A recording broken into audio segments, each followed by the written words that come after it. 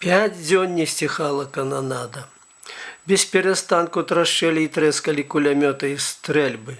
То быццам заціхалі, то зноў набіраліся заядласці.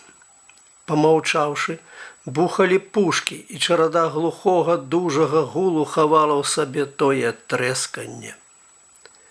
Быў 5-й вечар. Хмурая восенная мга паўзла з сівага неба на цяжка хворы горад, на кананаду. Карпавіча і Васіля адпусцілі дамоў, каб яны выспаліся і зноў прыйшлі змагаць буржуяў.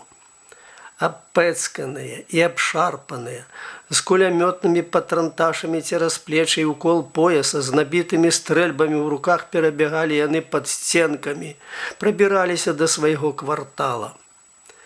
Зрэдку там а там пёк з вакон і з люхтаў захованы вораг. «Не здаюцца, каб іх удушыла», – марматаў Карпавіч аб белагвардзейцах. «Кажуць, нам ужо помач ідзе з Петраграду», – весяліў надзеі сябе і старога Васіль. «Ах, каб жа Бог даў», – уздыхнуў змучаны Карпавіч і без асаблівай цікавасці і уважнасці засудзіў сябе, што бальшавік, а гаворыць Бог даў. «Каб жа Бог даў, як той казаў», – падумаўшы і пераскачыўшы небяспечнае месца, дадаў Карпавіч. «А як мы іх турылі па газетнаму завулку», – весяліў успамінамі сябе і старога Васіль.